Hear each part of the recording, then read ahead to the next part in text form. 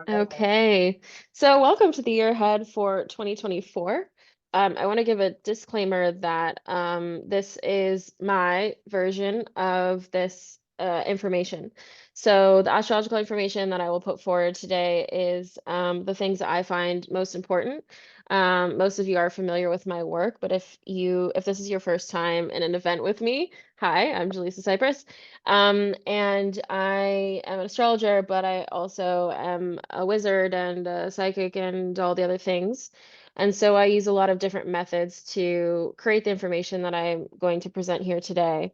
Now, the biggest theme for 2024 is choice and autonomy, and I think that I want that to start here today. So anything that you're meant to hear, you'll hear. So, obviously if the connection goes wonky or something like that, feel free to let me know.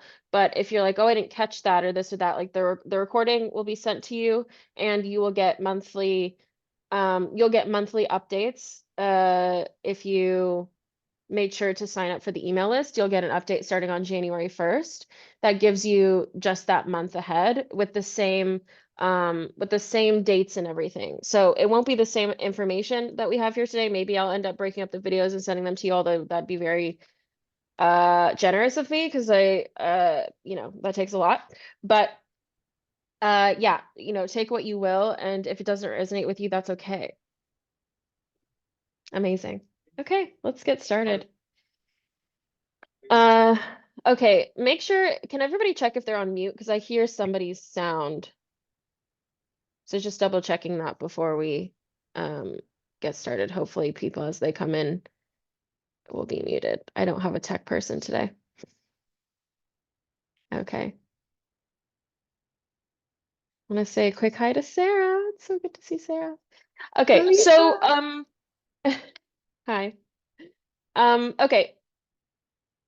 So let's talk about 2024. So the number for 2024 obviously is 2 plus 2 plus 4. So we get an 8. And the 8 is a really significant symbol in the occult to me specifically, or in my opinion, I guess. Right, the 8, if you turn it on its sign, is the infinity symbol. And in astrology, 8 is related to the sign of Scorpio in the 8th house. And so the sense of, and to Pluto and Mars. And so just the sense of really raw power and potential and possibility, and also kind of having it all, it's kind of like Pandora's box, right? Like having it open and be all available to you at once. It can be quite overwhelming. And in 2024, you're being asked to make a choice in front of that. So what's happening in the world right now, I'm not going to name every single thing because there's a lot, and that's intentional. There's a reason why, first of all, we have the access to see things that we shouldn't be able to know. Our animal bodies are still catching up with being able to know all of these things at once. There's a reason why it just feels like chaos. It just feels like everything is happening all the time, all at once. There's all these things to pay attention to that it just keeps coming out of Pandora's box. And it's because you're not meant to keep it together in front of everything. You're not meant to just kind of like fumble around or ignore it or, anything like that. There's a really significant facing that's meant to happen this year. The words I wrote down for the year are acceleration, acceptance, and discernment. I'm just going to say that again. Acceleration, acceptance, and discernment. If someone could put that in the chat, that'd be great. That would be really helpful. Um, and I named the year or the phrase for those are the words for 2024. So the phrase that I use for this this new year of 2024, the phrase is the split. Okay. So the split is like the fork in the road. I'm looking down because I have written like a million things to make sure to say and to keep track of. So the split is the fork in the road. It's definitely the experience of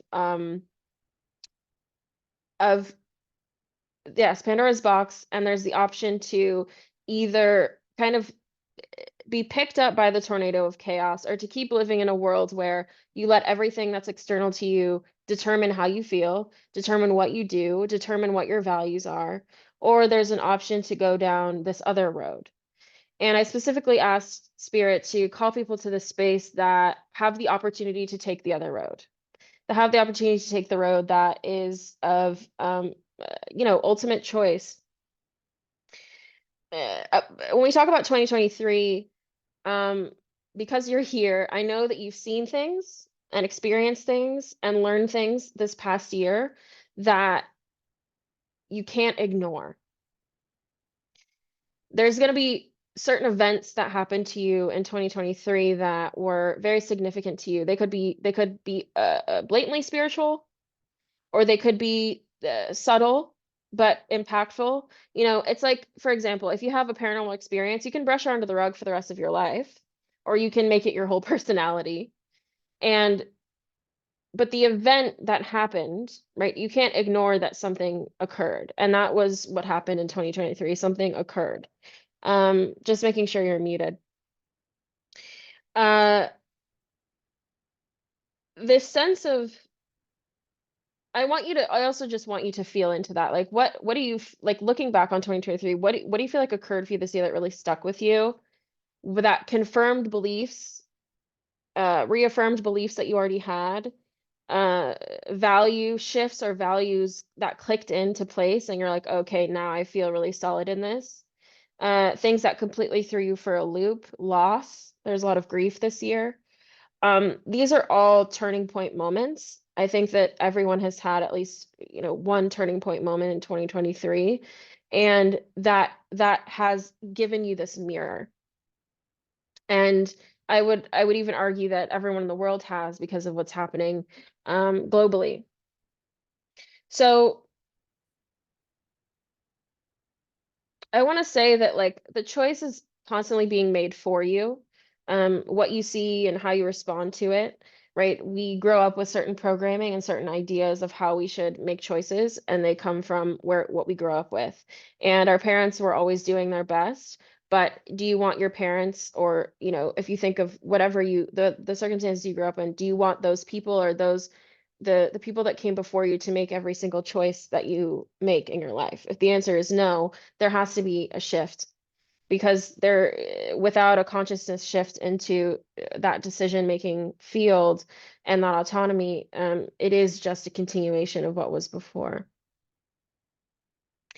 So I want to just let that settle in a little bit. This idea of what has happened before in 2023, and just kind of letting it settle into your system.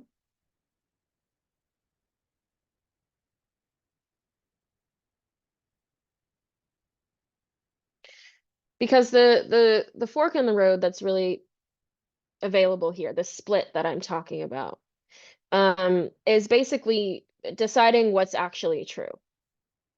And I'm not going to tell you what that is, because it's up to you to decide what's true. There is no one truth. There is no objective truth. So your job this coming year, is to decide what is true and to keep coming back to it no matter what the fuck comes out of Pandora's box. And even if you decide at the end of 2024 that you're going to change that, there is this steadiness of harnessing and experiencing the power of that kind of, like, setting a stake in the ground. In my last year ahead, for 2023, I talked about it being a throwaway year. So what that meant was that this would happen, that there would be such significant events in 2023, such significant occurrences, that it was either going to pull you into, in 2024, you were either going to be pulled into sharper focus because of those things, or you can forget that they happened, or just move on as if nothing happened. That is the split. I hope this is making sense. Please ask questions if it's not making sense, but try to, you know, let it sit uh, before you do.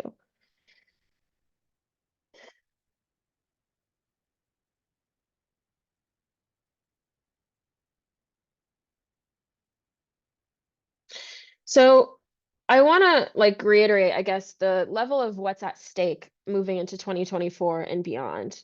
There's just a higher, there's a higher prize pot. There's more skin in the game. It's much higher stakes. Um, and I don't have to convince you of that. It just you can see it. You know, if you're on Instagram or if you know, if you have a phone and a computer, which you do because you're here, you know that the stakes are very high for everyone on the planet, and they will continue to raise. And this is an upsurge of that. And we'll talk about that with the astrology. There will be major turning points. And so I'll note major turning points in each month. But this kind of upcharge in energy is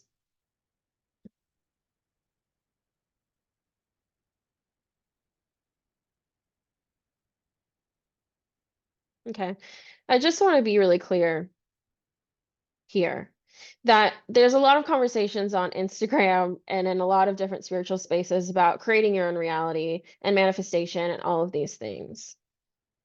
And I participate in those conversations. I love to have those conversations. I love to talk about those things. And also, it's been a lot of playing around and wondering. And, the stakes haven't been very high in those arenas. And I think that that is what we're seeing is like this because the stakes become higher just the experience of like, oh, if there's a war going on and I'm over here manifesting, what does that actually mean? What does it mean to make that choice? And to make that choice without being like, well, what does this mean? Choose what it means. That's what I'm talking about. Choose what that means. That is the height of the stakes this year of like making your choices active instead of passive or questionable or teetering or wondering or no, we're choosing and we're choosing and we're choosing, and it's based on that sense of truth, what is actually true. Now, if you don't know what is actually true yet, then that's definitely something to look into this year is finding that sense of stabilizing, grounding, uh, kind of that central truth, that sword of truth, because it will be the foundation of the every decision that you make moving forward. So there's also an individuation that happens with the split in 2024, that there's no longer room to make your choices based off of how other people are going to respond or react, or what other people's identities are, or what identities other people will choose for you based on your choices. None of that is your business. It's really not. So as we move into this year, it's of the utmost importance that some of this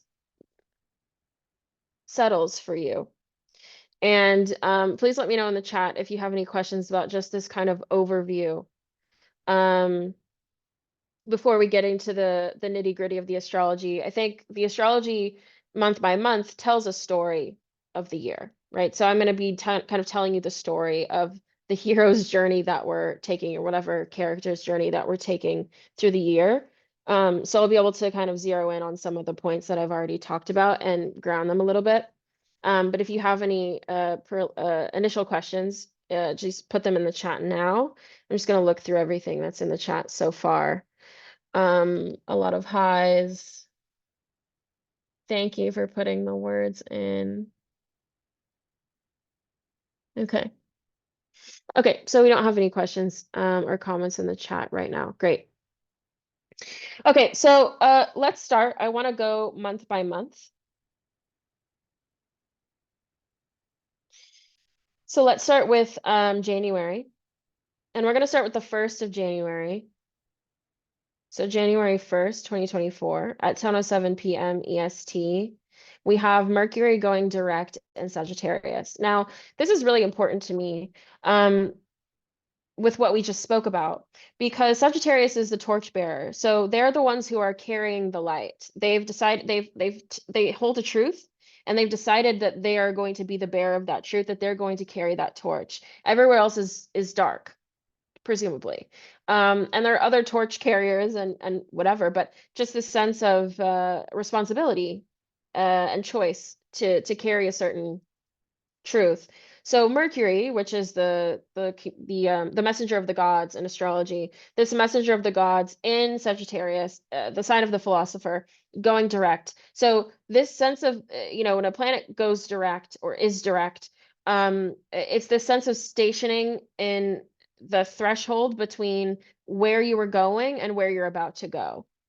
And the fact that this is the first moment that we have, the first kind of active moment, astrological moment that we have in 2024 is very significant to me, just because Mercury is a personal planet and it's not an outer planet. It's not this big boom. It really illustrates the subtlety of what we're moving into with this year. So I wanted to note that. Some things I'm just going to list quickly, and you can take note of them. I advise, if you're doing notes, to do shorthand. So make a little symbol for the moon. Um, if you know the symbols for the planets, make a little Venus symbol, and make you're gonna have to do shorthand because some of this I'll go through. But again, you'll get emails each month that goes through this. So it doesn't have to be too complete now. So I'm gonna just move through some of these that I want to note, but I don't want to talk about in depth, and then I'm gonna talk about some of the major points in depth. So for January, we have January 1st, Mercury direct in Sagittarius. On 1/11, okay? So January 11th, we have a new moon in Capricorn at 6:51 a.m. EST. Then we have on the 20th of January, we have the sun in Aquarius. And on the same day, on January 20th, we have Pluto moving into Aquarius. Now, this and then it will go on to obviously the Sun and Pluto are having a conjunction at that time because they'll both be in Aquarius. Now, this is really important because a Pluto shift is Pluto takes a very, very long time to traverse a sign, over 20 years. So the sense of Pluto moving into a new sign, which it's been teetering on that line for a while now, and it will continue to do so this year. But the sense of Pluto, which is a planet of power, of power dynamics, of like this isn't like the sergeant on the battleground with his horses about to go into war. This is like the strategist who's back in the castle, who's making the power moves behind the scenes and poisoning someone on the other side, and sending a spy to, right? Pluto is like he's it's the furthest out you could go, but it's also the most impactful, right? Pluto's also very, very, very small. And so it's this sense of like almost needlepoint precision of power. And so that moving into Aquarius, where it used to be in Capricorn. Capricorn is about preserving the past, or creating tradition. Aquarius is about having bigger vision and is revolutionary. So with Pluto moving into Aquarius, we're going to see a lot of old structures continue to crumble. All right, a lot of this stuff about aliens, a lot of this stuff about the healthcare system, all this kind of things. It's not really about those things. It's about the fact that it really shakes up your whole vision of what reality is and what's possible and what is the truth and who's telling the truth and all those different things. So it creates this zoomed out perspective that Capricorn likes to keep everything in a structure so that you can make progress. But Aquarius is like, okay, we need a dispersal. And we have another dispersal later on when Jupiter moves into Gemini, which we'll talk about. But the sense that there is there's so many centralized and concentrated parts of power in the world. Pluto moving into Aquarius is going to start to shift those. We've seen them start to have cracks, people starting to point out that they're not useful anymore. And with this move into Aquarius, which again, it will be here for a long time. So it's not like we'll say like the day everything's going to crumble. But we're starting to see some of those change. So on a personal level, especially with the sun dancing with Pluto at this time, again, this is January 20th, this is a reconfiguration of identity because the sun is identity, and identity that's projected outwards, like how you see yourself projected onto the world. And with Pluto kind of interacting with that, it's the sense of how powerful that experience and that act is, that it is a dance and is a choice that you're making to interact with the world or project your identity onto the world in a particular way. So if you're a person who does rituals or who engages in magical practice, then January 20th is an incredible date to do any shadow work, any journaling. I wouldn't say manifestation in the sense of like, oh, I want a car, but it's more about the solidification of particular identities. So this is a really important day to decide like, okay, if the power is going to be dispersed and I'm going to get a piece of it, what do I want to do with that? Okay, so then on the 23rd of January, we have Venus moving into Capricorn. On the 25th of January, we have a full moon in Leo. And then on the 27th of January, 2024, at 12:35 a.m. EST, Uranus is direct in Taurus. So Mercury direct, we start out the month with Mercury direct in Sag. Okay. Then mid-month, we have Pluto moving into Aquarius, and then we have another outer planet, Uranus, which is the planet of change and disruption and revolution, moving into its position and making a decision in Taurus again. So this is also really important this day to sort of potentially act on. So you might make some decisions on the 20th about different pieces of identity or ways that you want to work with power this year, or authority this year. And then on the 27th, it might be a good day to start to map out what you're going to do about that, how you're going to implement that, and to start to vision and create real. So are there any questions before we move on to February? If you could touch on what it means to be in collaboration with others this year, that'd be cool. To be in collaboration with others. Yeah, I will weave that in. Can you talk about what the common perception of revolution is and what the radical change of Pluto in Aquarius can actually look like personally and collectively? Can you talk about the common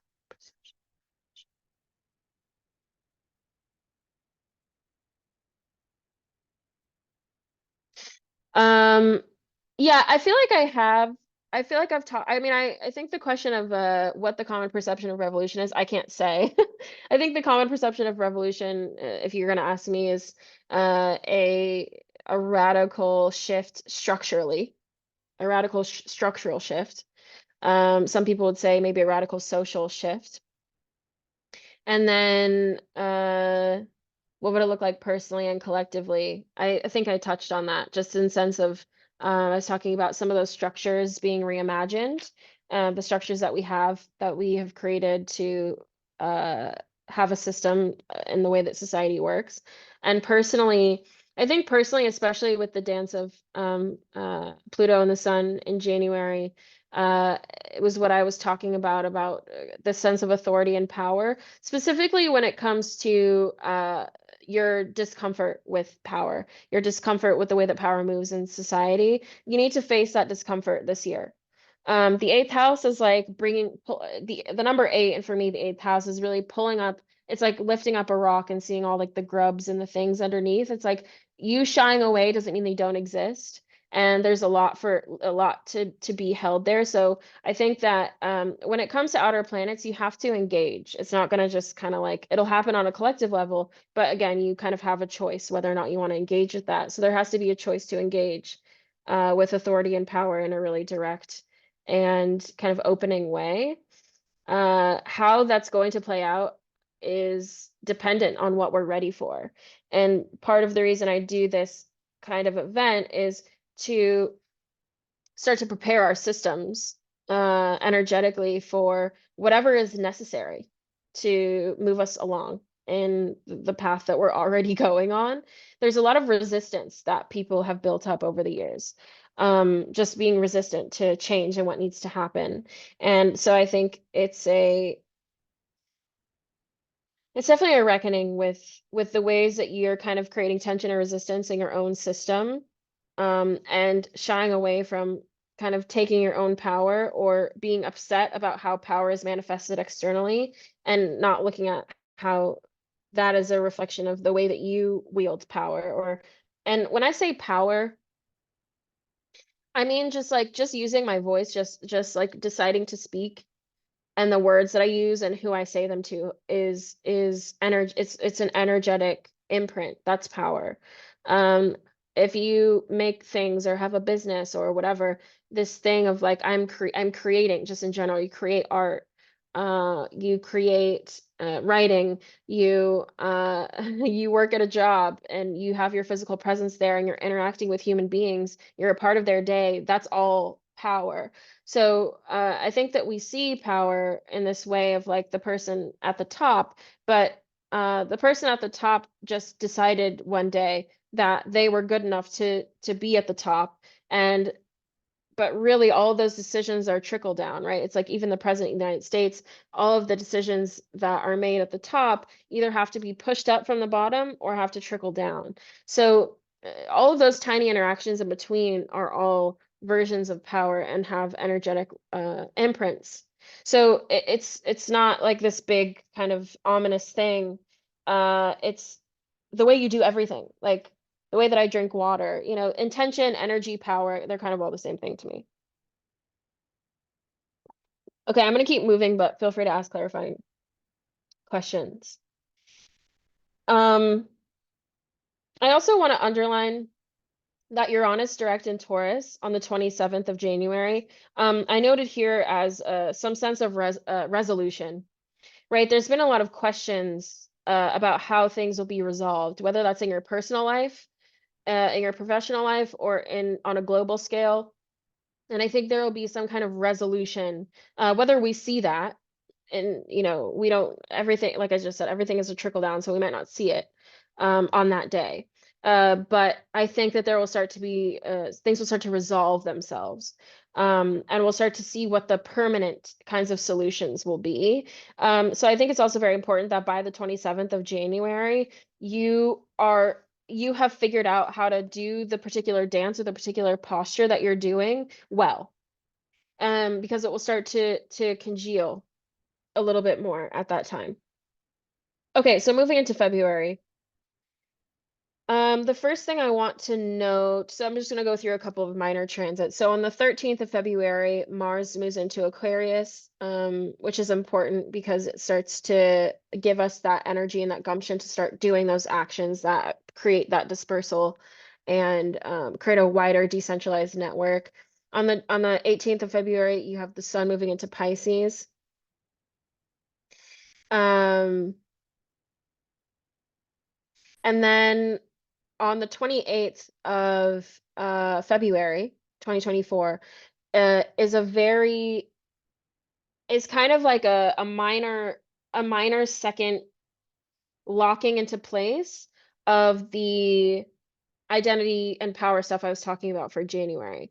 So what I want to say is that for January and February, there is this collective experience versus personal identity dance that's happening before we get into some of the more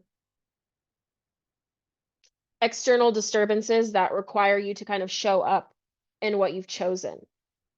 And this transit on the 28th of February, uh, with the Sun conjunct Saturn in Pisces, this is really important because Saturn in Pisces is a kind of redirection to the fact that things get done in the time that they need to be done, and it's not always about details and the fine points and always making sure that everything, it's not about this kind of like planning and fiddling with things that we've been taught is the thing. Oh, I need to get there on time, I need to turn this in deadlines and fidgeting, and you think that like making sure that your calendar is all figured out is the way to relieve the stress in your life.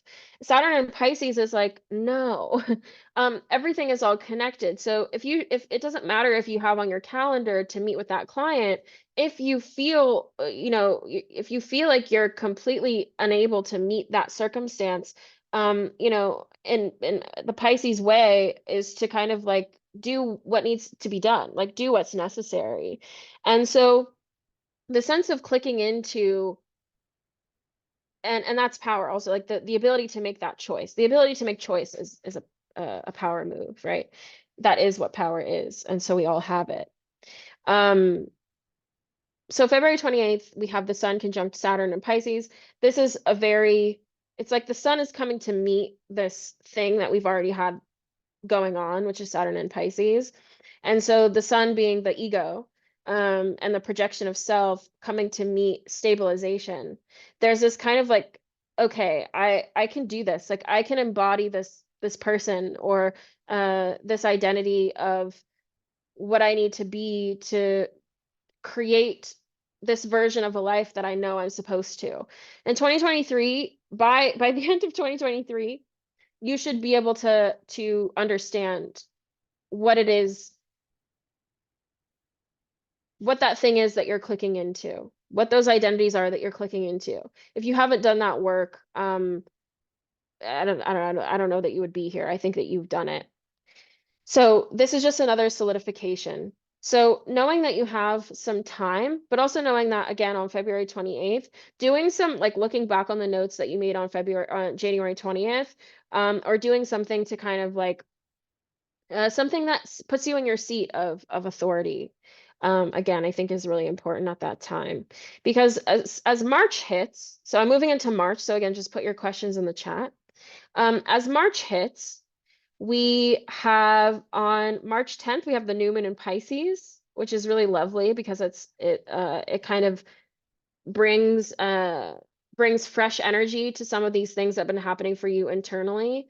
And also because water is very healing. So bringing that water element, bringing some of that soothing and that healing on the Pisces new moon on the 10th of March, I think will be really great for the collective. We also have Venus moving into Pisces on the next day on February March 11th, Venus into Pisces, another like kind of sweetening and really kind of making it really juicy and robust, this work that you've done in January and February with authority and identity and like really like kind of making it more like you're floating on top of a pool of truth and less like you're having to like, muscle it. So that's really nice. March is no, this is April. Okay, so then after Venus moves into Pisces on the 11th. So then on the 13th of March, you have the sun moving into Aries. So this is a ramping up of the ego kicks in for the year. And also, right, this is springtime. So you kind of have your legs a little bit. On the 22nd of March, you have Mars moving into Pisces. So just things moving into this place of from gestation to birth in March. I really, in March, would give yourself a lot of space. I wouldn't pack it full of stuff to do. I wouldn't really, if you're gonna travel, try to do like one thing. I wouldn't do like a travel for the whole month of March into a bunch of different places. There's like a, there's a little bit of birthing happening, so it needs some time. So on the 25th of March, this is important. On the 25th of March, we have a lunar eclipse in Libra. Okay. And this lunar eclipse is pretty clean. There's not a lot of aspecting planets. We do have a support from Pluto. We do have a trine from Pluto. So this lunar eclipse in Libra in March, again, March 25th, is this sense of like bringing things into balance and these kinds of great equalizations. So I also feel like this lunar eclipse could be a neutralizer. So if you're a witch or if you're a magical practitioner, a wizard, whatever, a lot of neutralizing type of energies, bringing things into balance, right? Because Libra is the scales.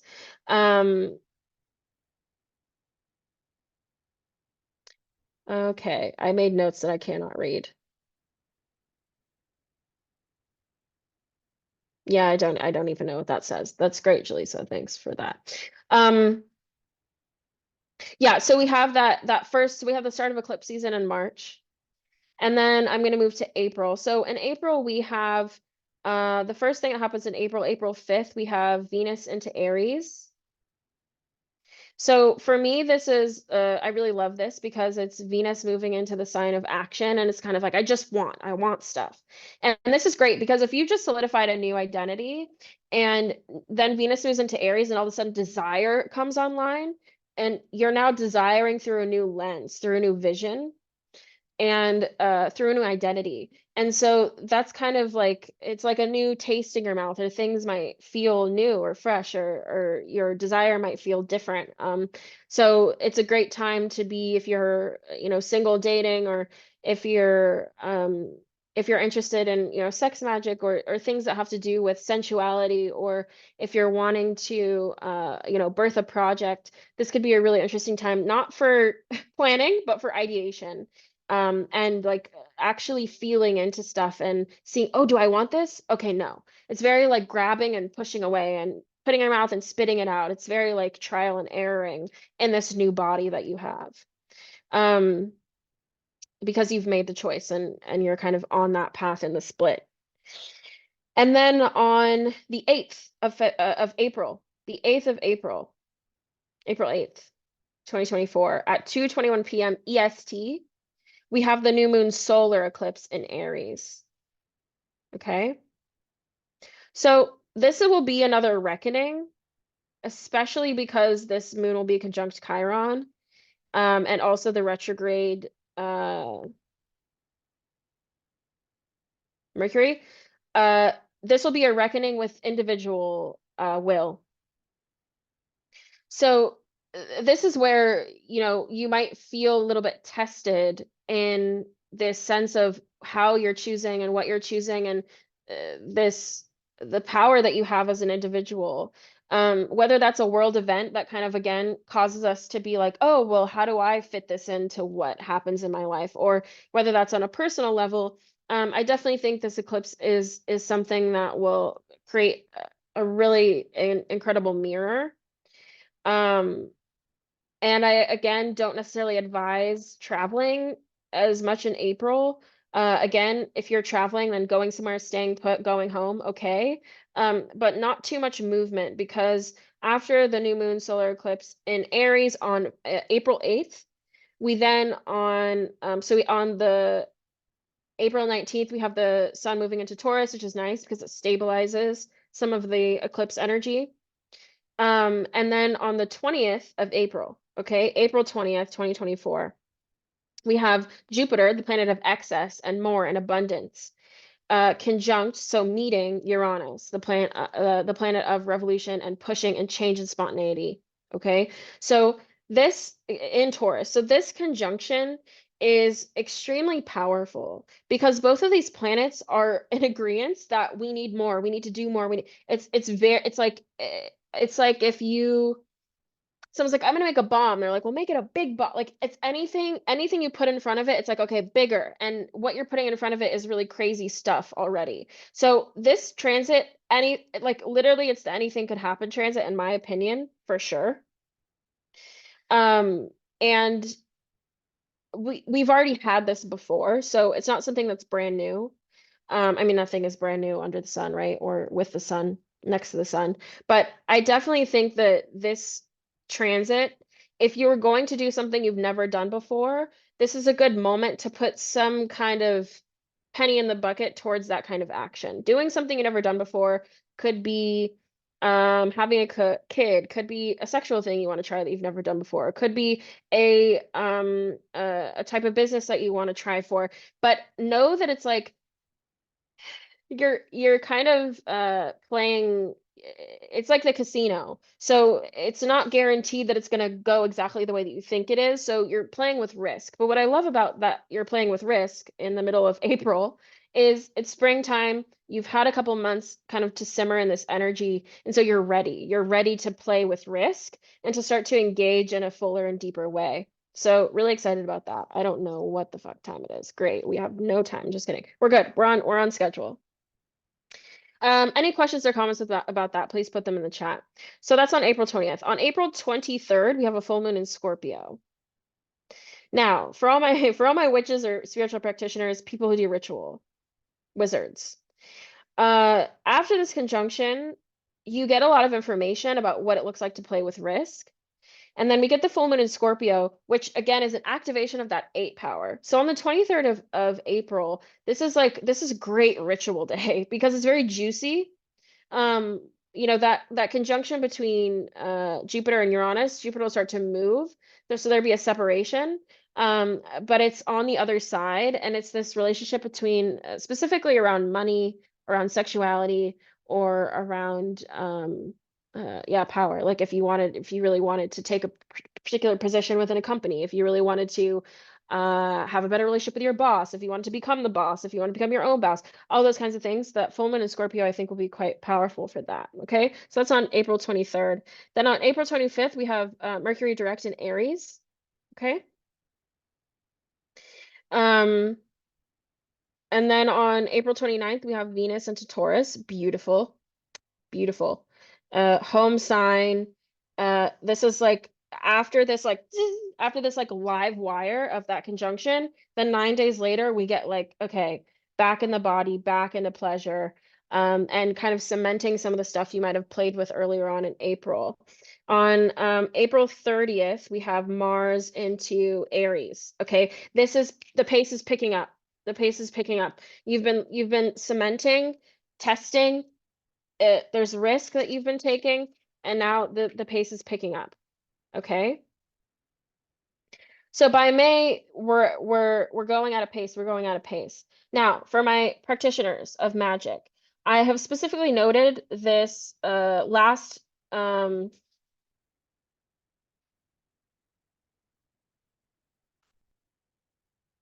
have this on literal physical paper, so just give me a second.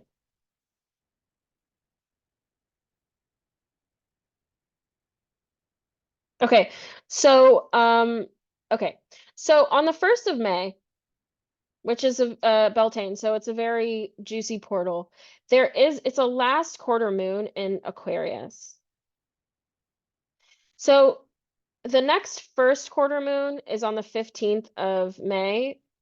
And so this cycle of the last quarter moon on the 1st to the 15th, that chunk, it'd be really great to do a ritual in like kind of letting go of any martyrdom or anything in your system that's like putting other people before you or putting ideologies before what feels right or picking a certain ideology or feeling trapped by the community that you're in or wanting to find community. Leadership, if you want to put yourself out there in a big way, this last quarter moon in Aquarius to the first quarter moon in Leo from the 1st of May to the 15th of May. It's a really juicy portal to do some kind of spell work where it starts on the 1st of May, ends on the 15th. Okay. That's for a specific group of people. So we'll keep moving. Then on May 2nd, okay, so May 1st, we have that last quarter moon in Aquarius. May 2nd, we have Pluto retrograde in Aquarius. This is important because right, that all that power and solidification, it's time to kind of stand on your own 2 feet. There won't be as much astrology pushing your evolution at this time. You'll really have to take charge of it in May, and the pace is picking up. So it's kind of like, oh shit, you've pushed me and I'm on the bike. And you're like, okay, do I pedal? Okay, maybe I need to brake, right? So I think that this is I think travel actually might be good in May, especially because we have the Jupiter transit. Travel might be good to do in May because May, having yourself mirrored back to you and having a bit of fun, I think would be good. But it can also destabilize you. So it depends on where your strength is at that point. So then on May 7th, you have a new moon in Taurus. And this is another space of resolution. What I've noticed is space of resolution because it's also happening at 11:22, so 1122 p.m. EST on May 7th. Okay, if you do manifestation work specifically around money or stuff or things, resources, this is the moon to do it. Okay. Be very clear about what you are writing down, though, is what I just heard. Do not mince your words. Be very clear that this is actually what you want. But May 7th, that new moon in Taurus, 11:22 p.m. Very powerful. May 15th, we have that quarter moon that I was talking about. Okay, so the completion. So then on May 20th, we have the sun moving into Gemini. Cool. Then we have another lunation. So on May 23rd, we have a full moon in Sagittarius.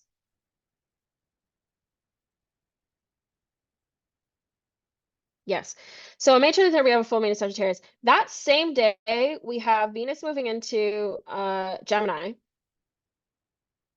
and we have Jupiter forming a sextile to Neptune. So this is a very kind of like wacky, um, mutable space on May 23rd. And I think we're going to see some subtle shifts in the collective experience. And you also just may feel very weird. If there was going to be a day where I would do like a silent retreat or go on a meditation or go on a retreat or do something where I don't have any plans and I just let myself kind of intuit the day, or I do, spell work, whatever, that would be another day for it, that full moon on May 23rd. Then on the 25th of May, we have Jupiter moving into Gemini. Now, this is really significant because Jupiter only moves signs about every 12 months-ish. It takes about that long for it to traverse one sign. So we've had Jupiter in Taurus for quite some time now, since earlier this year. And Jupiter and Taurus is kind of like a deepening. And then so imagine like a roots going down, and then Jupiter and Gemini is kind of like the dispersal. So again, it's just solidifying this sense of sprawling out your roots with who you are and what you've created for yourself. We're going to take a break in just a second, so just hang in here with me. Gonna admit comment again. So what did I want to say with this? So this is also a really important time to increase your knowledge, whatever you needed to learn, and whatever kind of community you need to continue on the path that you're on. This Jupiter transit on May 25th is going to be a catalyst for that, or should be a catalyst for that.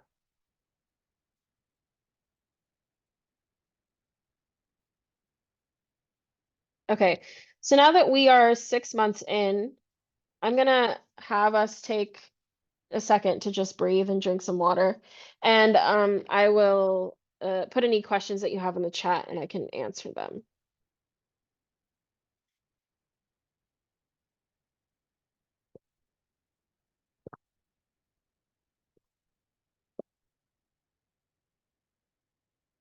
You can also put comments in the chat.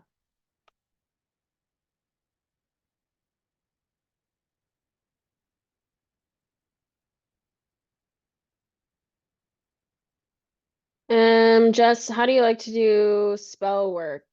Intuitively. I think it's important to, yeah, I do it intuitively. So folk magic of just seeing what something represents for me and putting those things together in a way that makes sense for me. Yeah, it's a bit of a big question. I also am working with particular lineages for me that have to do with my ancestry. Excuse me. So there's a lot of juice in that for me as well. Like going with traditional spell work that has to do with my ancestry, but it's all intuitive for me, so it's hard to say. Okay, on April 20th, when Jupiter and Uranus conjunct, what sign is it in? Taurus. It's in Taurus.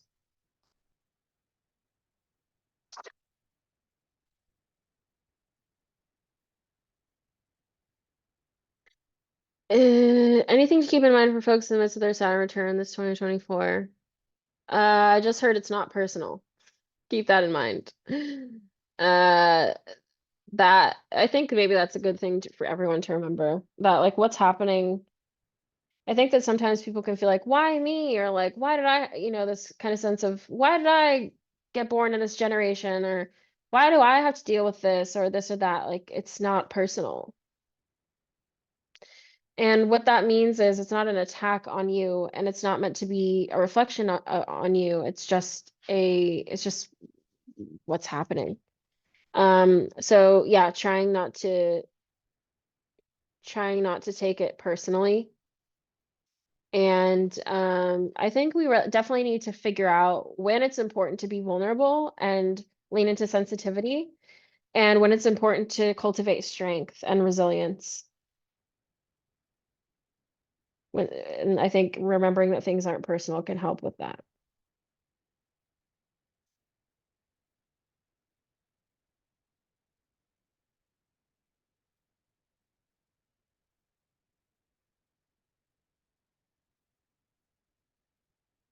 Okay, so hopefully you've done something semi-restorative. We're gonna go through the rest of this year. Okay. So,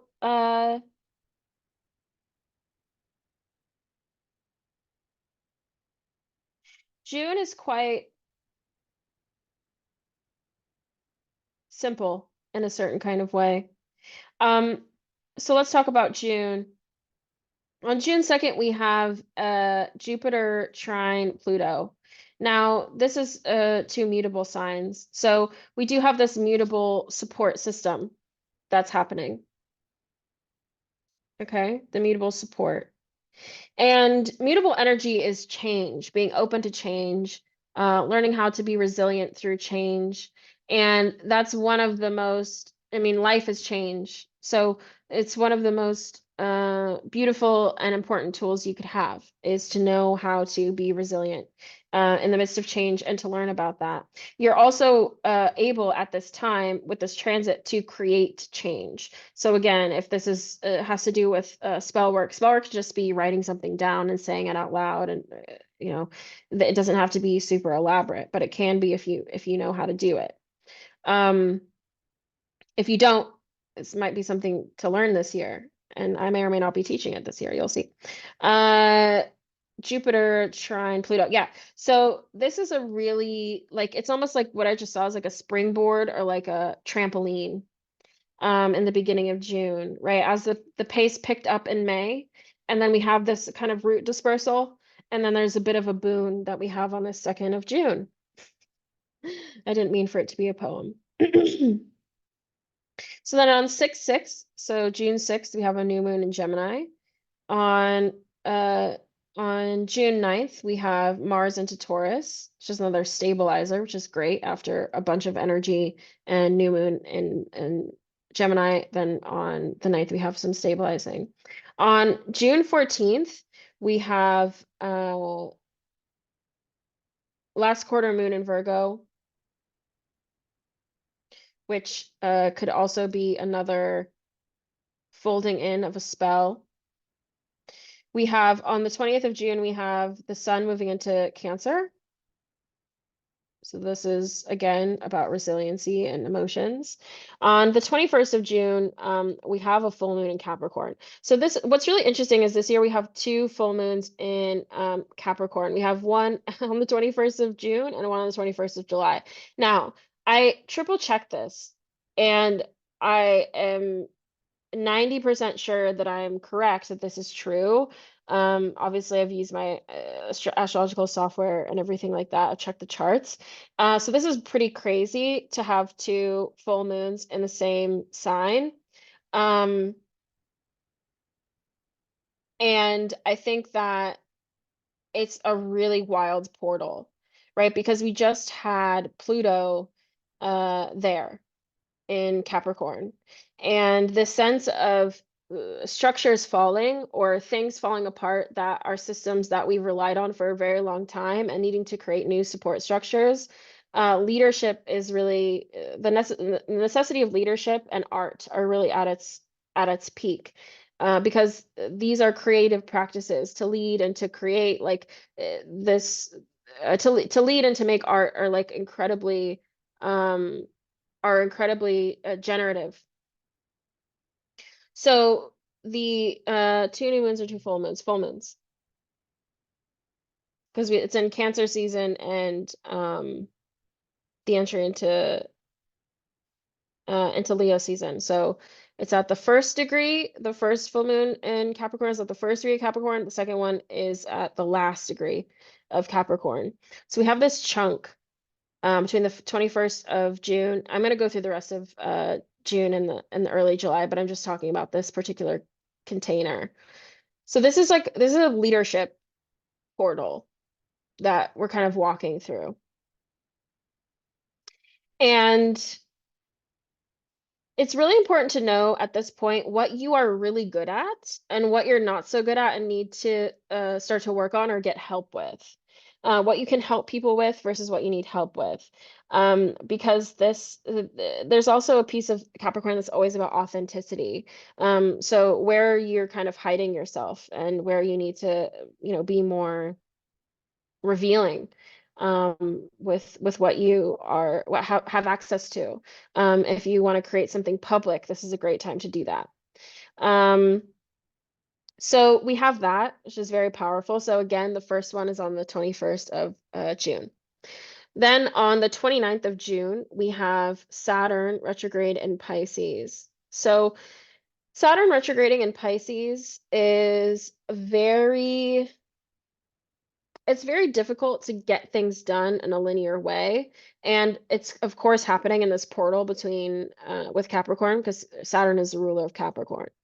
Okay. So Saturn retrograding in Pisces, the kind of like mutable goo, um, in the middle of this kind of Capricorn to Capricorn full moon portals, this is a time to really step up, especially if you're a spiritual leader. So, like I said, either stepping up as a leader or making sure that you get the support that you need if you're not quite in the space to be publicly in that kind of leadership position yet. So then we're in July, and on July 5th, we have a new moon in Cancer, which is great because it's about going internal and like nurturing and healing in some of the spaces where you need it. On July 11th, we have Venus moving into Leo, which is great for being seen. Again, this kind of amping up of your visibility. And on the 21st, we have that full moon in Capricorn again, like I just talked about. Then on the 22nd of July, we have the sun into Leo. And on the 25th of July, we have Mercury into Virgo, which is we need some of that organization and kind of things falling into place. Now, on the 26th of July, we have Chiron retrograde in Aries again.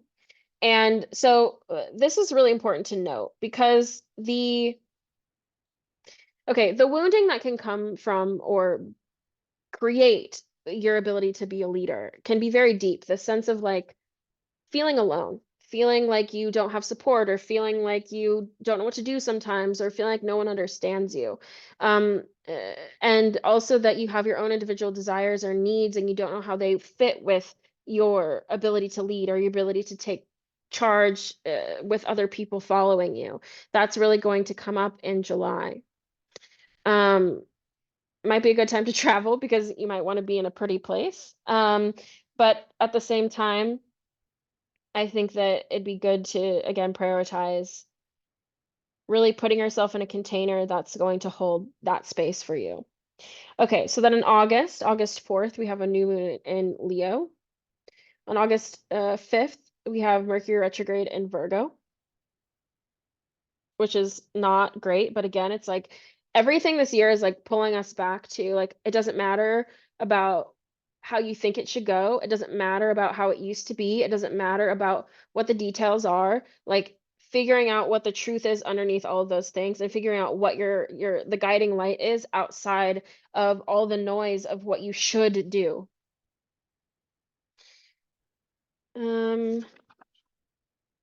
Yeah. Then we have another, so this is again for magic practitioners on August 12th. We have a first quarter moon in Scorpio. This is a great initiation ritual to initiate a spell. And then I'll tell you the completion date a little bit later. So August 14th, we have Mercury retrograde move into Leo.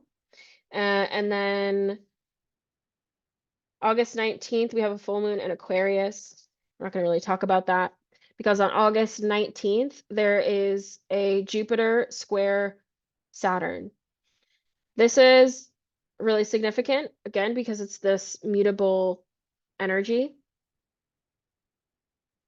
And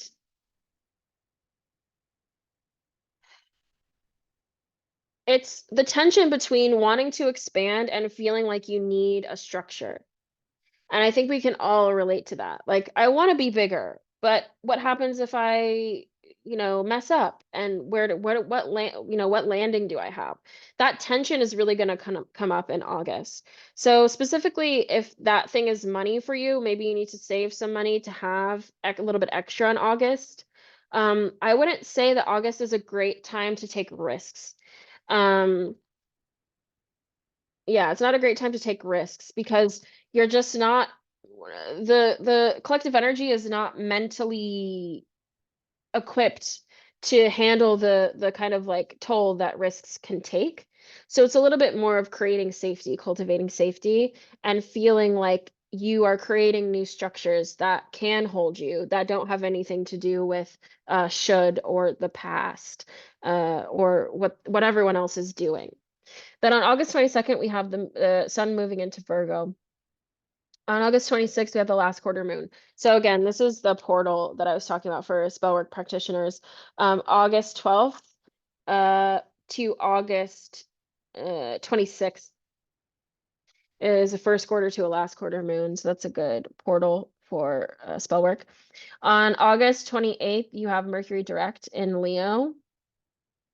So for people who do online business or things like that, or you already do work for yourself, this Mercury direct in Leo is going to be kind of a clarifier, and you can maybe start to get back to work, especially with Venus moving into Libra. Starting to get social, starting to just get back to feeling a little bit like yourself after some of these tensions. And then we enter into September. Okay, so this is September of 2024. We have on September 2nd, we have a new moon in Virgo. So this is really a question on the 2nd of September about how service looks to you, what serving your community, serving yourself, being of service, being in devotion, what that means. That's what's really going to be coming up during that particular portal around the first 2 days of September. And then once we get to September 19th, we have a full moon lunar eclipse. Okay, this is another starting of another eclipse season on the 17th of September of 2024. Now, this is really important. This one is in Pisces, which doesn't really make sense, but okay. Um,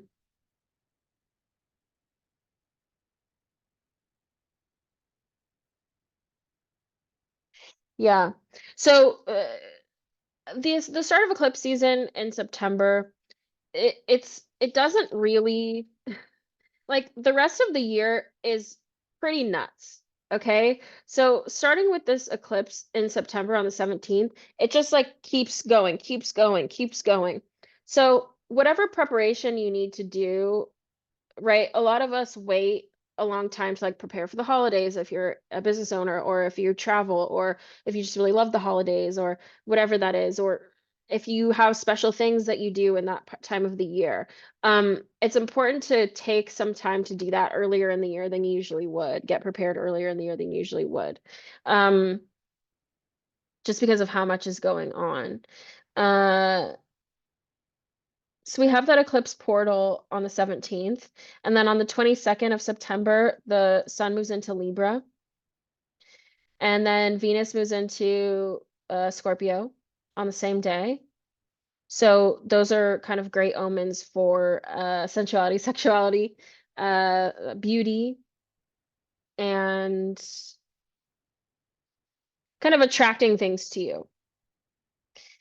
And then we move into October, and we have the solar eclipse in Libra. Okay, so on the 2nd of October, so on the 2nd of on September, we have or sorry, the 17th of September is the lunar eclipse, and then on the 2nd of October is the solar eclipse. Okay, and this solar eclipse is also very, very, very close to the nodes, and this one mimics the one that we have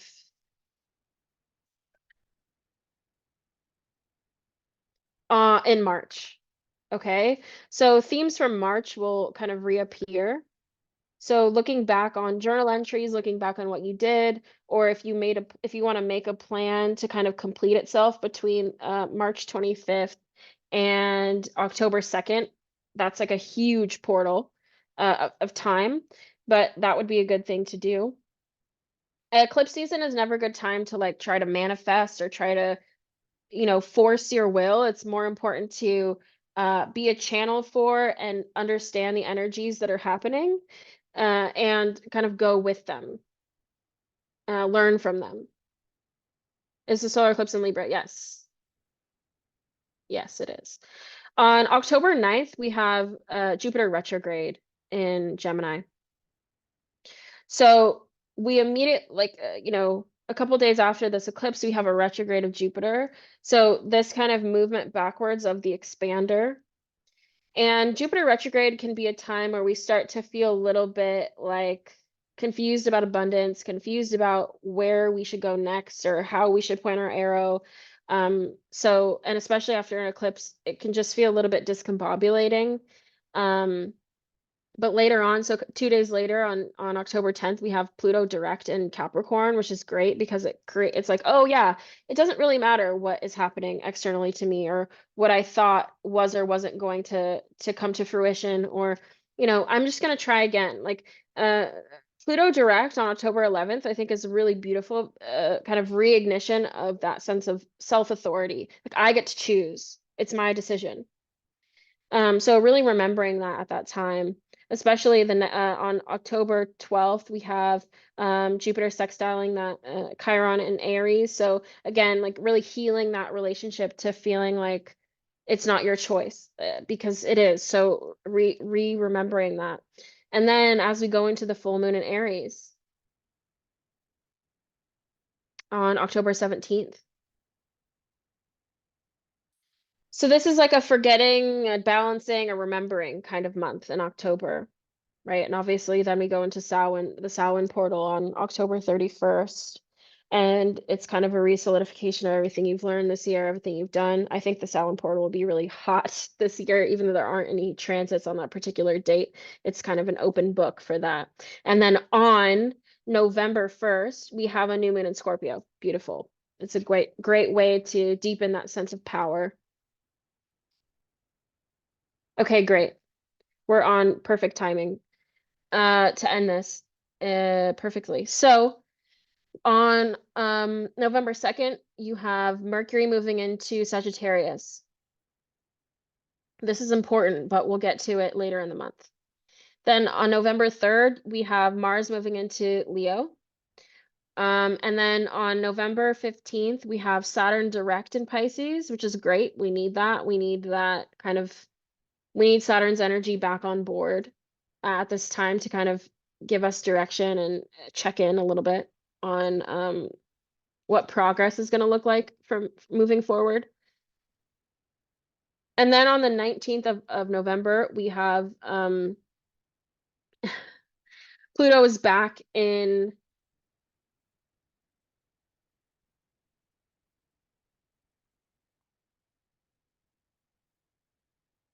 sorry, just give me 1 second. I'm just seeing something. Yes. Yes. On November 19th, we have Pluto back into Aquarius. This is big because Pluto retrogrades, right? And then it goes back into Aquarius on November 19th, and this is quite late in the year. And so this could be major upheaval structurally in the world. And then on November 21st is Sun into Sagittarius. Then listen to this, 11/25, so November 25th, 2024, we have Mercury retrograde in Sagittarius, where we start this year on the 1st of January with Mercury direct in Sagittarius. So there's this weird mirroring that happens throughout the year, but specifically at this end of November portal of the first day of 2024 and nearing the end of that year. And this kind of re-solidification of the path that you've already taken. It's kind of the moment where you look back and you're like, wow, I really made that choice. Like, how do I feel about that? How far have I actually come? It's time to actually take a look behind you on that date. Again, that's November 25th. So then we're entering December of 2024. Okay, a year from now. Imagine where you'll be a year from now. A year from now. Crazy. On the 1st of December, we actually have a new moon in Sagittarius. I like to shorten Sagittarius for some reason. December 1st, we have a new moon in Sagittarius, which is really beautiful. It starts us out in a way that's in stride, even though we do have Mercury retrograde there.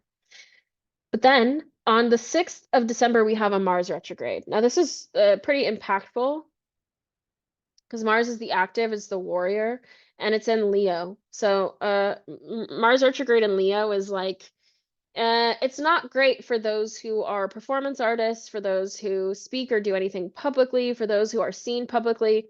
It can feel like a questioning of like, am I doing it right? Do people like me? That kind of insecurity. Be very careful about how insecurity impacts you this time next year, because it will still impact you even though you've made the choice and the decision and you have your values, right? You still can be rocked by these things. So it's important to contend with that at that time. Then December 7th, Venus into Aquarius. On December 15th, full moon in Gemini. And on that same day, Mercury's direct in Sagittarius. And on December 21st, the moon is in Capricorn, goes into Capricorn. Then this is very important. On Christmas Eve, 12/24/2024, we have a second square between Jupiter and Saturn. So this is the same square that we had in August. So in August, we have one, and we also have one in December. Now, this mutable square between a benefic and a malefic happening on on Christmas Eve is, again, there's all these weird mirror portals that happen this year where energy will kind of like go into and come out of, and that will be a huge one. So I really suggest on that Christmas Eve, like not making a lot of plans, not creating a lot of obligation, not creating a lot of obligation for yourself next Christmas Eve, which can be very difficult, but you've now made the choice that it doesn't really matter what other people are.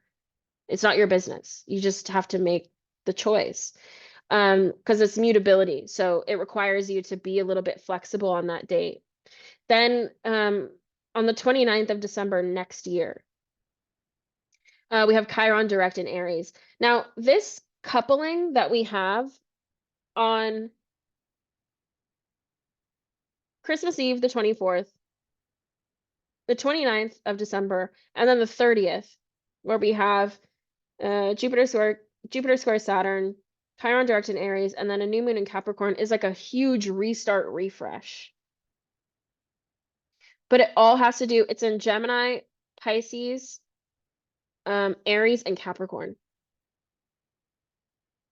So this is very much like being flexible and beginning things because this is cardinal and mutable energy. So this is so interesting because usually in this time of year where there's kind of a stillness or, oh, I'll do it next year.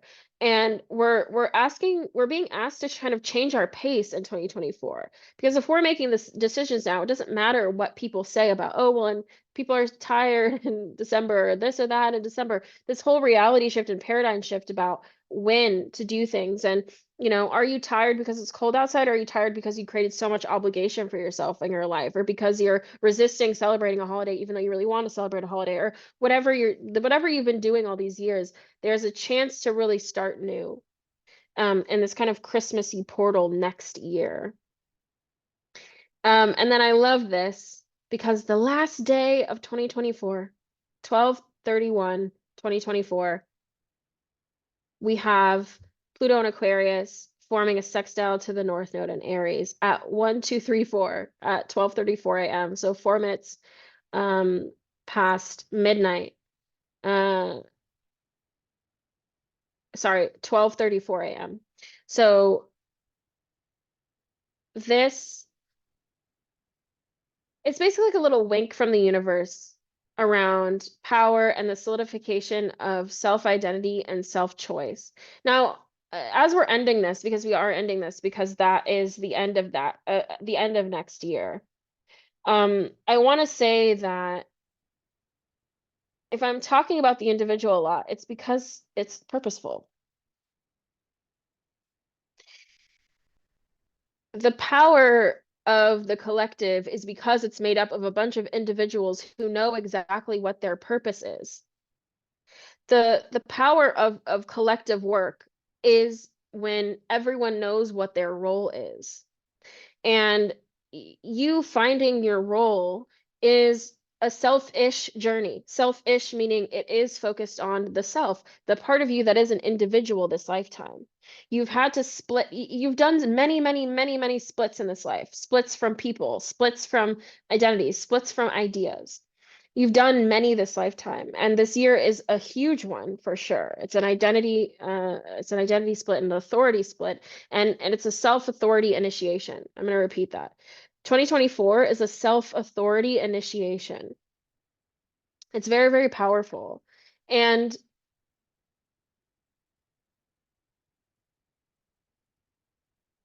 I also want to say that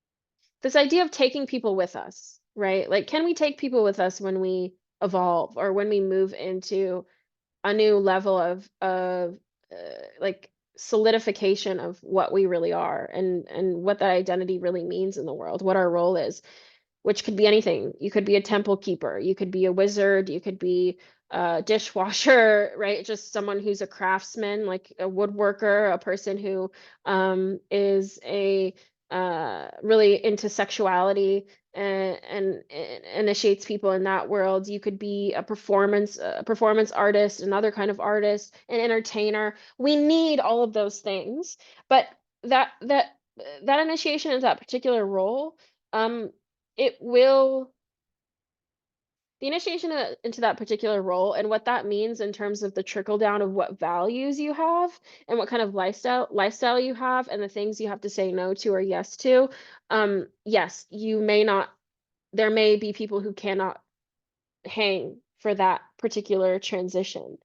And that doesn't mean that you have to let them go. I'm going to say that, like, as you move into, if you decide to, in the split, choose the path of self-authority and choose the path of autonomy, yeah, there will be things that you can't do anymore because you get sick, because you feel like shit, because it makes you frustrated and angry instead of happy or feel good about yourself. For example, people pleasing tendencies, doing things just because they're good or right, which are subjective things, making things that are subjective objective, believing other people when they tell you that something that is subjective is objective. These are all pitfalls that we'll all have to traverse this year. People telling you that what you're doing is crazy, people telling you that you're crazy, people wanting to reel you in or tell you what's real. All of those things will happen. And I think that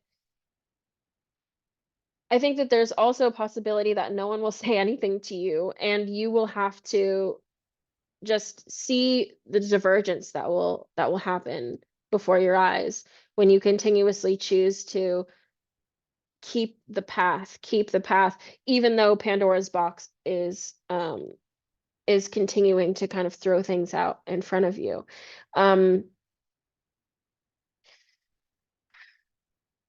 And I really, my intention for this space here tonight was really to have people here who need to be seen and need to be reminded of how important their particular role is here and to not get distracted. I think that it's okay to want to numb out sometimes. It's okay to want to take a break. I encourage that. I encourage you to watch, shitty TV or scroll on Instagram for too long or whatever. But getting distracted for too long is what makes you miserable. So really having anchors this year and also understanding like these dichotomies of right and wrong and who's doing the right thing and who's doing the wrong thing are also just like they're just loops that you're going to get continuously stuck in, right? The thing about the eight, it's like it's two separate parts that are always connected. It's kind of like the yin and the yang. And so everything that is something has a little bit of the other thing, which by default makes it both also the other thing. So this is like a very, very weird and quick version of non-duality, but you know, the interest in separating things or putting yourself as an adversary against something or someone is a choice. And as long as you know that it's a choice, then do it. But this this self-responsibility is not just when it's fun and not just when it seems like it's just not just when it seems like, oh, this is so cool. I'm like making this decision for myself. It's also when it's like, I don't know if anyone else that I know is making this decision. I don't know if anyone else that I know is going to support me in this decision. I don't know if, and the knowledge is not about what everyone else will do or what everyone else will confirm or what everyone else will support for you. It's more about like the actual choice that you're making and the gravity of that choice. So I don't know if this is I don't know if this is settling even intellectually at this stage. I'm hoping that what happened today was seeds have been planted where they're supposed to be, or there haven't been any seeds planted if they're not supposed to be, and that they'll continue to be, fertilized and watered by some of these transits that we talked about today. Because what astrology does is it triggers things that are already there, and it's just also it's like every time something comes around, we get a new opportunity. Because none of this is new. We've had all these transits before, okay? Humans have, not everyone that's alive. So we just are getting another way to do it a little bit differently, right? It's like the fanny pack came back, but instead of wearing it on your waist, you wore it across your shoulder. It's like, and that somehow changes the entire thing of what the physical thing actually is. That is what getting a new option, but using the same energy over and over is. So this is tonight, this event was both kind of an energetic simmer pot for your energy body to start to feel like, okay, these are the waves. Okay, this is the way that this goes. To have some actual concrete dates, numbers, times, to take some intentional space and time to use your power as you will, and also to just start to wrestle with some of the concepts that I talked about, because there's a reason why you were drawn to me specifically and to this particular event tonight. So I'm gonna sit for just a second and drink my water in silence. And if you have any questions, please put them in the chat. Or if you want to use your voice, just raise your hand. Um, Otherwise, yeah. So I'll just take a second, and if anybody has any questions before we head out tonight.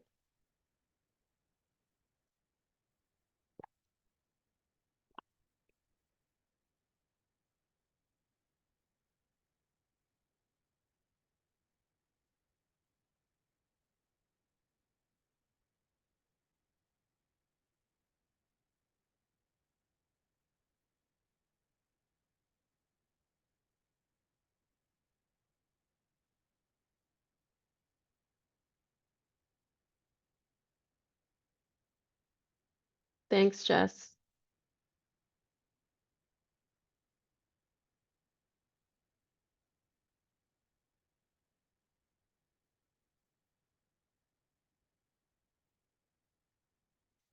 Yeah, so Beth asked, any thoughts on navigating the year with strong Aries slash Libra placements? So okay, so I'm not going to speak about specific charts because this is general. I will offer only 4 slots for year ahead readings for people who want to do a year ahead that's specific to their chart. Um, so just contact me for that. But in terms of the Aries Libra access in general, so the cardinal placements are going to be very activated this year. So cardinal meaning Aries, Libra, Capricorn, Cancer, just because of the particular planets that are activating. And really that Aries Libra is self versus other, individual versus partnership specifically, one versus two. And so the experience of this year of individuating, which seems like a one, is like kind of dissolving dichotomies, and figuring out like where you like to be challenged and where you like to be mirrored, what your favorite kinds of mirrors are, and not getting too wrapped up in the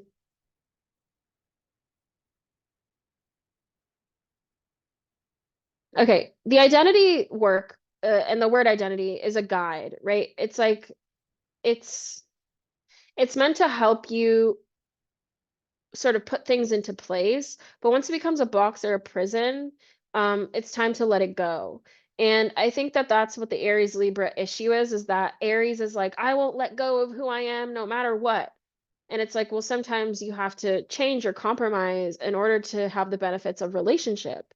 And then Libra is like, I'll let go of anything if you just give me love. It's like, okay, but you need to, like, people need to know who you are to love you. So it's that dichotomy of like, how do we stop living the extremes of those two things? And that's for everyone because of that Aries Libra axis is something that's being highlighted for everyone. Okay. Any suggestions going into 2024 for those who have been trying to process grief in 2023? Okay. So, if you're very sensitive, then mute me right now and come back to this later. Like hit mute on your computer if you're super sensitive right now. Uh, Grief will be continuing. It never ends.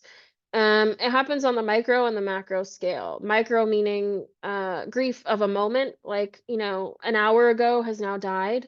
And then the macro meaning lots and lots of death, usually of bodies or of places or, those kinds of things. Both of those things are going to continue to happen. And it potentially in widespread ways. And I can't tell you like, and I just want to say that like everything on this planet should happen because it just can and because it exists, not because it's moral or right or wrong. And so this sense of like, I think there can be this obsession in spirituality of like, why did this happen? Let me figure it out. Like, and it's very like, let me figure it out. Let me like figure. And I think that I would say when it comes to grief, it's more about meeting the moment. And I think it really of like cancer and the waves of the ocean. Like for me, grief is like sometimes the tide is all the way out and it's like, oh, okay. And then sometimes it's like, oh, okay, it's like all on me right now. And I think what we were talking about today of like not, obligation and planning and all these kinds of things, it really fits into that waves like nature of grief. And letting it come in waves and not making it mean anything about the rest of your life. I'm not going to explain that any further because I just want it to be what it was, but I hope that was helpful or answered your question. All right, I'm going to take one more question. Any advice to overcome fear or reluctance to be seen?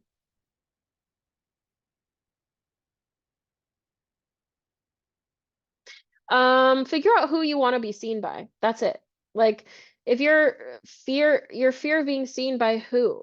I think you need to figure out who you're afraid of being seen by and who you'd like to be seen by because those two groups of people both exist.